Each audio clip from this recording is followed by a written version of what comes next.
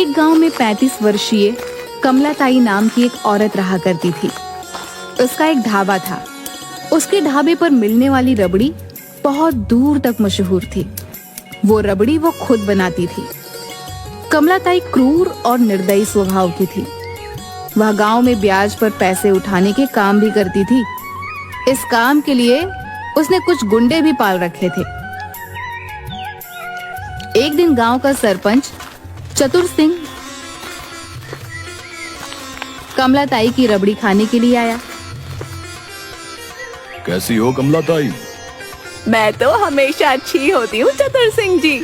आप बताइए, सुबह सुबह आज आपको मेरी दुकान कैसे याद आ गई? क्या बताऊं कमलाताई, कल शाम को तुम्हारी दुकान की रबड़ी खाकर घर जाकर सो गया। पेट तो भर गया था, लेकिन अंदर से मन नहीं भरा। पूरी रात सपने में तुम्हारी रबड़ी ही आती रही। इसलिए सुबह उठकर तुम्हारी रबड़ी फिर से खाने के लिए आ गया। तब तो आपको कुछ घंटों का इंतजार करना पड़ेगा चतुर सिंह जी। मैं कुछ समझा नहीं। आप तो जानते हैं चतुर सिंह जी, मेरी दुकान की रबड़ी दोपहर के 12 बजे तक बनकर तैयार होती है। अरे, कुछ कल की रबड़ी अगर दुकान पर रखी हो तो वही खिला दो। चतुर सिंह जी, आप तो जानते ही हैं, मेरी दुकान पर दूर दूर के गांव के लोग रबड़ी खाने आते हैं।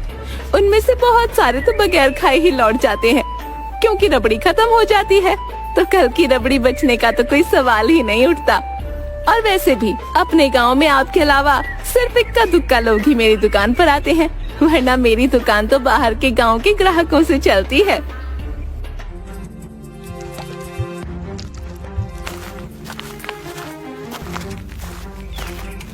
अरे मालकिन, अरे ये गांव वाले बेचारे आपकी रबड़ी कहाँ से खा लेंगे?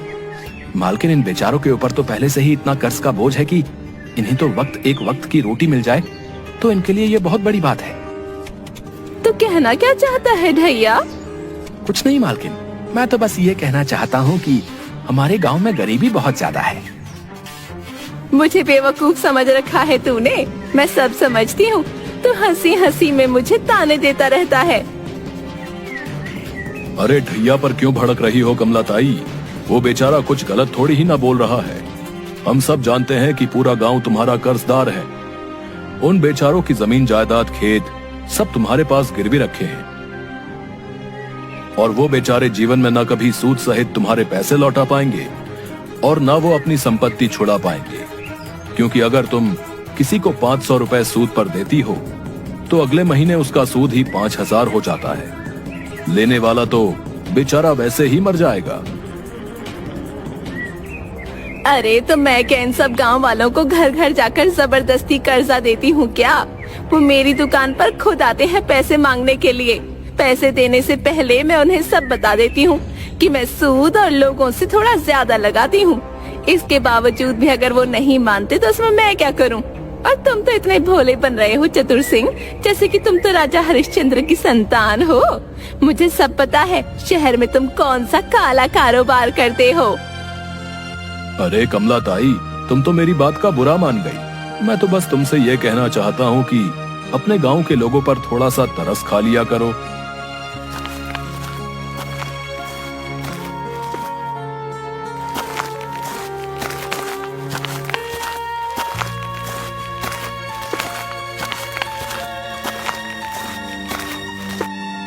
कमलाताई जी, सुखिया चाचा ने जो सूद पर जो रुपए लिए थे उसका अभी तक उन्होंने पिछले 6 महीने से ब्याज नहीं चुकाया है।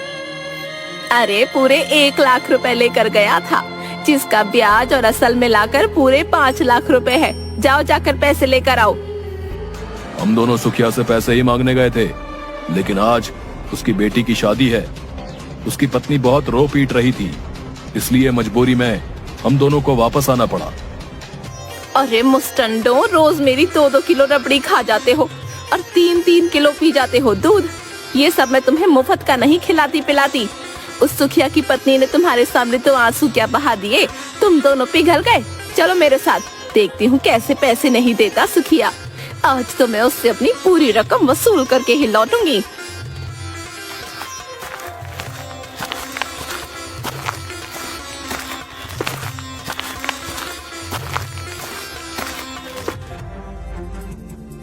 सुखिया, अरे ओ सुखिया, कहाँ मर गया तू?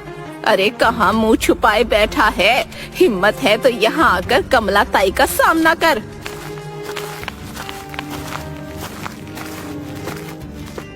क्या रे सुखिया, भीमा और कालिया को तूने बगैर पैसे दिए ही लौटा दिया? कमला ताई जी, आज मेरी बेटी की शादी है। मुझे थोड़ी मोहलत और दे दीजिए, मैं आपके सारे पैसे सूद समेत वापस कर दूंगा। बस वही मैं तुझे नहीं दे सकती। तुझे जितनी मोहलत देनी थी मैंने दे दी। आज मैं अपने पूरे पैसे लेकर जाऊंगी। तेरे ऊपर मेरे पूरे 5 लाख रुपए निकल रहे हैं। चल जल्दी से निकाल मेरे पैसे। क्या 5 लाख रुपए? लेकिन आपने तो कहा था कि मेरे ऊपर सिर्फ 2 लाख रुपए निकल रहे हैं। अरे वो तब कहा था जब तू समय पर पैसे दे देता, लेकिन तू अपने वादे से पूरे 2 महीने लेट हो गया, तो उसकी ब्याज दुगनी लगेगी ना। ऐसा अत्याचार मेरे ऊपर मत कीजिए कमला ताई, मैं बर्बाद हो जाऊंगा। मुझे इससे क्या फर्क पड़ता है? पैसे अगर सूद पर पैसे लिए हैं तो लौटाने तो पड़ेंगे। कमला ताई जी, मैं तो सोच रहा था कि मेरी जो गांव की जमीन पड़ी है उसे बेचकर मैं आपके सारे पैसे चुका दूंगा, लेकिन 5 लाख रुपए मैं आपको कहां से दूंगा? अगर मैं अपना घर और जमीन भी बेच दूं, तब भी मैं इतने पैसे नहीं जुटा सकता। कोई बात नहीं सुखिया, तूने अपनी बेटी के विवाह में जो गहने बनवाए हैं वो किस काम आएंगे? मैं तुझे 15 दिन की मोहलत देती हूँ। 15 दिन के अंदर इस घर को खाली कर देना। अगर तूने ऐसा नहीं किया तो ठीक 15 दिन बाद मैं तुझे इस घर से धक्के देकर बाहर निकालूंगी। पर हाँ, जो जमीन तूने बेचने की बात कर रहा था ना, अब वो भी मेरी ही है। तब तक आज मैं तेरी बेटी के गहनों से काम चला लूंगी। देखते क्या हो, घर का कोना कोना छान मारो। इसने अपनी बेटी के विवाह के लिए जो गहने बनवाए हैं उठाकर मेरी दुकान पर ले आना। इतना कहकर कमला ताई वहां से चली गई। सुखिया बेचारा भीमा और कालिया के सामने हाथ जोड़ता रह गया। उन दोनों ने सुखिया की एक भी नहीं सुनी। वो सुखिया की बेटी के विवाह के गहने जबरदस्ती लेकर वहां से चले गए। सारा गांव सुखिया के घर पर इकट्ठा हो गया। सुखिया की पत्नी निर्मला रोते हुए बोली, हे भगवान, ये कैसा अन्याय है। आज मेरी बेटी की शादी थी और आज ही के दिन वो कमला ताई मेरी बेटी के गहने छीन कर ले गई। मेरी बेटी से अब विवाह कौन करेगा? गांव वालों, जिस तरह से अन्याय करना एक पाप है, उसी तरह से किसी के ऊपर अन्याय होते हुए देखना भी एक पाप की श्रेणी में आता है। क्या तुम सबका ये कर्तव्य नहीं था कि तुम कमला ताई को ऐसा करने से रोकते? अगर ऐसा ही रहा तो वो दिन दूर नहीं जब सारा गांव कमला ताई का गुलाम बन जाएगा। बनता रह जाएगा नहीं सुखिया चाचा, बल्कि बन गया है। देखो इन चेहरों को, ये सिर्फ नाम के जीवित प्राणी हैं। मुझे तुझसे पूरी हमदर्दी है सुखिया, लेकिन तुझे कमला ताई से सूद पर पैसे लेने की आखिर ऐसी क्या जरूरत आ पड़ी थी? तुझे मैंने मना किया था, लेकिन तूने मेरे मना करने के बावजूद मेरी एक बात नहीं मानी और अंजाम तेरे सामने है। अरे मुझे तो पहले से ही पता था कि तेरे साथ कुछ ऐसा ही होगा। आप सही कहते हैं चतुर सिंह चाचा, लेकिन अब कमला ताई का कुछ ना कुछ तो करना पड़ेगा। उसका आतंक अब गांव में दिन ब दिन बढ़ता जा रहा है। अरे तू क्या कर लेगा रतन, गांव की पुलिस भी कमला ताई से मिली हुई है। टोंडे को महीने में अच्छी खासी रकम पहुंचाती है, इसलिए हम सब गांव वालों की कोई रिपोर्ट नहीं लिखता। अरे तो तुम किस काम के चतुर सिंह हो? सारे गांव वालों ने मिलकर तुम्हें अपना चतुर सिंह चुना है। जब तुम ही ऐसी बात करोगे तो फिर बाकी गांव वालों का क्या होगा? अगर ऐसी बात है तो फिर मैं अभी और इसी वक्त चतुर सिंह का पद त्यागने को तैयार हूं, मगर मैं कमला ताई से पंगा नहीं ले सकता। समझ गए ना तुम लोग? हाँ, आप तो ऐसा बिल्कुल बोलोगे, क्योंकि आप तो रोजाना उसकी रबड़ी खाने जाते हैं और आपको तो उसकी रबड़ी बहुत पसंद है। सिर्फ मुझे ही नहीं, बल्कि उसकी रबड़ी दूर दूर तक मशहूर है। हाँ, लेकिन वो दूर के लोग नहीं जानते ना कि कमला ताई रबड़ी की आड़ में गांव के लोगों के ऊपर अत्याचार करती है, उन्हें नाजायज दबाती है। आप सबको ये कायरों भरा जीवन मुबारक हो, मगर मैं इस कायरता में नहीं रह सकता। मैं जा रहा हूं गांव छोड़कर। अगर जाना चाहता है तो जा, हम सबके ऊपर ठीकरा फोड़कर क्यों जा रहा है? इतनी ही ज्यादा अगर तेरे मन में सच्चाई की आग लगी हुई है तो जाकर तो खुद कमला ताई से बात क्यों नहीं कर लेता? और अगर खुद बात नहीं कर सकता तो जाकर उसके खिलाफ थाने में रिपोर्ट दर्ज कर दे। गांव छोड़ने से पहले ये काम भी जरूर करूंगा मैं। तुम्हारी तरह कायर नहीं हूं चतुर सिंह जी।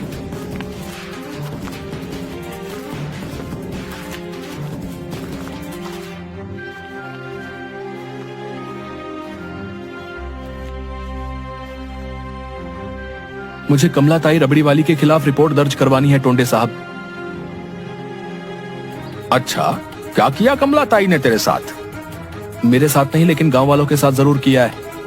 कमलाताई रबड़ी बेचने की आड़ में गांव वालों को नाजायज दबाती है। उन्हें कम पैसे कर्ज पर देकर बहुत भारी ब्याज वसूलती है और ब्याज न दे पाने की सूरत में उनके मकान और उनकी जमीन पर कब्जा कर लेती है।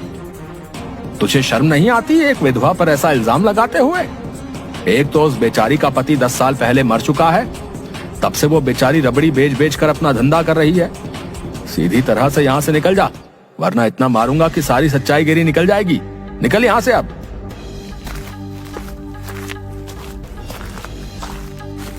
रतन समझ गया कि टोंडे कमलाताई रबड़ी वाली से मिला हुआ है।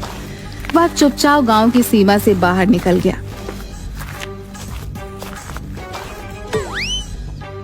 माफ करना भाई, अंधेरे की वजह से मैं आपको देख नहीं पाया। कोई बात नहीं, वैसे तुम काफी चिंतित नजर आ रहे हो। सब कुछ ठीक तो है ना? मैं गांव छोड़कर जा रहा हूँ। गांव छोड़कर जा रहे हो? लेकिन क्यों? अब तुम्हें क्या बताऊं, तुम तो वैसे भी परदेसी गांव के लगते हो। तुम मुझे गांव की हर बात बता सकते हो रतन। तुम मेरा नाम कैसे जानते हो? मैं तुम्हें भी जानता हूं और तुम्हारे माता पिता को भी जानता हूं। ये बात अलग है कि जब मैंने तुम्हें आखिरी बार देखा था तब तुम 15 साल के थे, लेकिन आज तुम 25 साल के गबरू जवान हो चुके हो। मुझे आपकी आवाज पहली बार जानी पहचानी महसूस तो हुई थी। अब कौन है आप? वो सब छोड़ो, ये बताओ कि तुम गांव छोड़कर क्यों जाना चाहते हो? गांव में सब कुछ ठीक तो है ना?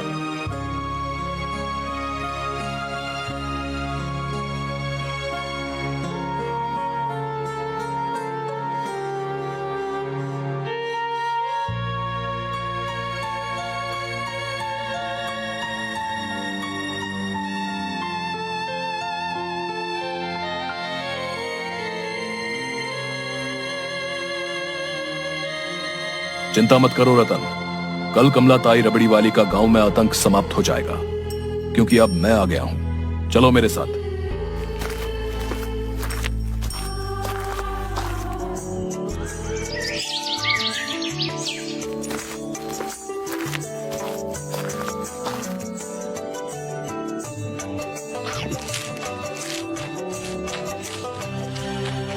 ये व्यक्ति इस गांव का तो नहीं लगता, लेकिन फिर भी पता नहीं क्यों इसकी शक्ल काफी जानी पहचानी महसूस होती है।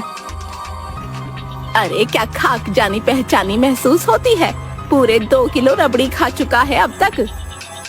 लेकिन आपने एक बात पर गौर नहीं किया, ये व्यक्ति जब से यहाँ पर बैठा है तब से तो बाहर ग्राहकों की भीड़ और ज्यादा लगी हुई है। तो तू कहना क्या चाहता है? इस व्यक्ति के शुभ कदम से मेरे दुकान पर ग्राहकों की भीड़ लगी हुई है। अरे इसके जैसे पता नहीं कितने आते हैं कितने जाते हैं। इसकी शक्ल तो देख, कितना गंदा मालूम होता है। ऐसा लगता है इसने बरसों से अपनी दाढ़ी और बाल नहीं कटवाए। मुझे तो सोच सोच कर घबराहट हो रही है। पता नहीं इसके पास पैसे भी होंगे या नहीं। सही कह रही हो कमलाताई। वैसे अगर इसके पास पैसे नहीं निकले तो आप क्या करेंगी? मैं कुछ समझा नहीं। कमलाताई ने तो बताया था कि 10 साल पहले रात के वक्त तुम्हारा ट्रेन से पैर फिसल जाने की वजह से देहांत हो गया और हम सब गांव वालों ने उसकी बात पर यकीन कर लिया। झूठ बोलती है कमलाताई। सच तो यह है कि ट्रेन में इसने मुझे धक्का दिया था क्योंकि मेरी सारी जायदाद पर कब्जा करना चाहती थी। मुझसे पहले न जाने ये कितने लोगों को धोखा दे चुकी थी, लेकिन मुझे ट्रेन से धक्का देकर फिर ये इसी गांव में ही रहने लगी और इसने अपना धंधा बदल लिया। मेरे पैसों का गलत इस्तेमाल किया है कमलाताई ने। मेरी मेहनत की कमाई गांव वालों को कर्जे के रूप में देकर उनसे उनका सब कुछ छीन लेना। आजकल यही धंधा अपना रखा है इस कमलाताई ने। ये झूठ बोल रहे हैं। क्या सबूत है इसके पास कि मेरा पति है? कमलाताई झूठ ये नहीं, झूठ तुम बोल रही हो। ये रमेश ही है। भला क्या मैं रमेश को नहीं पहचानता? और सिर्फ मैं ही नहीं बल्कि सारा गांव पहचानता है। क्या सबूत है कि मैं इनको ट्रेन से धक्का देकर आई? अगर इनके पास सबूत है तो ये गांव के टोंडे के यहाँ जाकर रपट लिखवा कर मुझे गिरफ्तार करवा दें। मैं जानता हूँ कि टोंडे तुमसे मिला हुआ है, इसलिए मैं पहले से ही बंदोबस्त करके आया हूँ। तभी भीड़ में से कुछ पुलिस वाले निकलकर कमलाताई के सामने आकर खड़े हो गए। उन पुलिस वालों को देखकर कमलाताई बुरी तरह से डर गई और उसने अपना सारा जुर्म कबूल कर लिया। पुलिस ने कमलाताई को गिरफ्तार करके जेल में भेज दिया और रमेश खुशी खुशी गांव में रहने लगा। अब कमलाताई का आतंक गांव से समाप्त हो गया था।